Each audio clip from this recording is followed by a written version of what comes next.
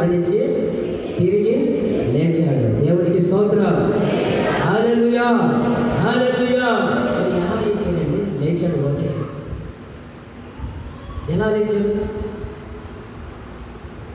యేసు మరణించి ఏ విధంగా లేచాడు?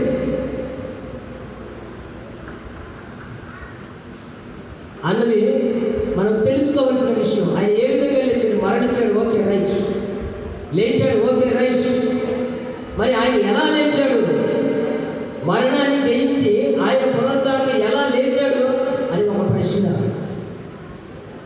మరి ఈ ప్రశ్నకి ఎవరైనా జవాబు వెతికేమో లేదో నాకు తెలియదు.